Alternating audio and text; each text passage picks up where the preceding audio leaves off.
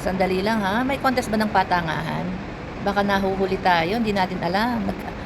May contest yata ng patangahan. Nagkalat po ang mga DDS ngayon sa social media about doon sa photocopy can considered as original. Wow! Diyos ko po, ang hihina ng mga juta. Nagkalat po. Unahin natin itong lalaki. Yung photocopy, nagpa-copy na ng 1,000. Nagpakopya po, literal pong nagpakopya sa printer. Kinapi po yung 1,000, considered as original. Si Daryl Yap din, ko nakakahiya. Ito pang isang babae na ito, 500 naman. Pambayad daw na kayang electricity. Tapos biglang nag-deactivate. Syempre po, bawal po yan. May kaso po yan. Ang nagpiprint out kayo ng copy ng pera, bawal po yan. Baka may kalalagyan po kayo, baka magaya kayo kay Marcoleta sa katangahan sa batas. Okay, papaliwanag po natin. Photocopy considered as original? Yes, sa rules of law. So, sa rules of evidence, pwede po siyang gamitin. Pero hindi po yung photocopy na yung ipapakopy mo, ipapiprint mo, hindi po ganon. Photocopy from certified true copy from authorized authority. Naintindihan niyo po ba? Ito, papaliwanag natin. Kagaya po yung nangyari kay Digonio, 'di ba? Yung warrant of arrest niya, isinend lang po through email. Certified true copy po 'yun. Pwede po yung i-print or ipapakita na lang sa mobile na ito yung warrant of arrest. Pwede rin naman yung i-print. I-print po 'yun, pwede. Kasi certified true copy po 'yun. Kaya po siya hindi ba naghahanap, asan yung original? Original? Hindi po, original na nga po yun kasi certified true copy na nga po yun Pwede po yung i-print. So, yung pong pinrint na yun, uulitin ko, from true certified copy from authorized authority, yung tinatawag nilang photocopy from certified true copy. Hindi po yung iduduplicate ninyo. Dinuduplicate ninyo eto sa mga ka-OFW natin dito sa ibang bansa, especially dito po ako sa kung saang mang bansa ako, di ba? Explain po natin. Sino po dito yung mga ka-OFW natin na may business? Di ba? Yung bang mga trade license natin, paano natin nare-receive yan? Original ba? True certified copy from authorized authority. Correct? Dati original, di ba? Kinukuha po yan. Ngayon po, online na lahat. Online na po lahat. Like trade license, partners, ano pa ba, license registered, ejari. Ang ejari din, di ba? Ang ejari din po, hindi po yan hindi na yung gaya ng dati, naghahanap ng original. Hindi po, lahat po yan electronics na, true electronic na po, true online na. Ang nare-receive na lang namin is yung certified true copy. Yung mga employees. Hindi ko alam kung yung iba naranasan na to Pero sa amin po, yes. Like kapag may nagkakasakit na staff, so ang ginagawa, dati original sa sick leave certificate. Ngayon po isinisend na po through email. And makikita, ayan po kagaya niyan. Yan pa. Binlord na lang natin yan po ay certified true copy from authorized authority sa clinic or hospital. Makikita niyo po yung sa pinaka-bottom niya. Yung pinaka-bottom niya, meron po yung reference number. Yung iba po QR code naman. Kapag po yan in-scan ninyo, doon niyo makikita kung saan po siya ano po lahat ng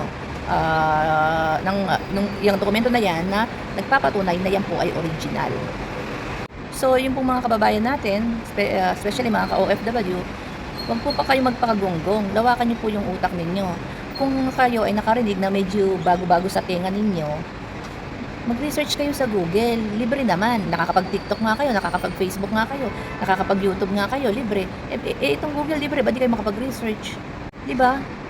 Ang sinabi ng lawyer sa Senate is, doon sa rules of evidence nila, pwede po yung photocopy from certified true copy. Pero hindi po sinabi magpa-photocopy kayo doon sa printer. Hindi po ganoon. Ang kailangan, yung hawak-hawak mo from certified true copy from authorized authority Ipi-print mo yan ngayon kung gusto mong padamihin, ay kung gusto mong bigyan ng copy yung iba, di bigyan mo sila ng copy. Pero dapat manggaling yan doon sa authorized authority, yang certified true copy na yan. Pwede ka mag-print ng ilang pages, ilang copy. Yun po yun. Yun ang gustong ipaliwanag ni lawyer. Hindi po ako lawyer, pero syempre, nakakaintindi naman po tayo. Kasi puro dokumento naman po ang hawak natin. And malalaman mo na rin, alam mo, sa kakapanood mo ng mga lawyers, maiintindihan mo kasi ipapaliwanag nila sa'yo eh.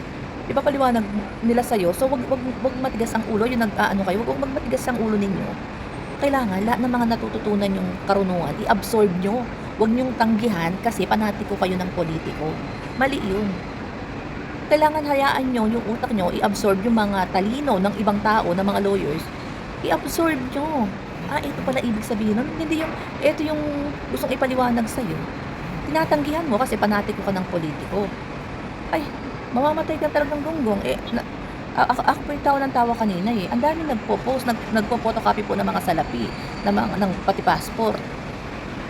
Photocopy daw, considered na pala daw as original. Mga gonggong nga. Hindi po naabot ng kanilang mga utak yung gustong sabihin ng lawyer. Anyway, gaya nga po ng sinasabi ko, dito po sa ibang bansa, ano na po yan, normal na. Siguro sa Pilipinas, medyo, hindi pa ganon sa mga ordinaryong tao. Pero sa mga lawyers po, sa mga ahensya ng gobyerno, alam na po nila yan. Nangyayari na po yan, lalo na yung sa mga business owners. Sa may mga business. Mostly naman dyan, siguro, hindi ako sure kasi wala na akong business sa Pilipinas. Na baka sa ibang parte ng ahensya ng gobyerno siguro, meron ng mga certified true copy na sinasend na lang by email. And then, yun na lang ang ipiprint mo. Pero dito kasi, yun ako po halos, ganun na ang yung mga dokumento, i-apply mo yan ng online, pati mga police clearance, di ba? Pati mga visa. So, wala nang original, ini-stamp na lang nga yan sa sa wala na rin pala yun sa passport. Dati ni-stamp sa passport. So, ang original na lang dito yung yung national ID. So, halos lahat, ejari, trade license, sick leave certificate. So, lahat po yan. Na lang po yan dito, certified true copy. Ngayon, kung gusto mong i-print out mo. Kung gusto mong mag-print out ng 10 copy, edi ipaprint mo ng 10 kopya. Ganun po yun. So, wag po tayo magpakagonggong, konting katalinuhan lang, no? Kapag, gaya na sinabi ko, kapag may dumadaan sa inyong, katalinuhan, i-grab nyo. Huwag nyo sipain pa palayo sa inyo. Lahat i-absorb nyo yung mga bagay na tatalino kayo.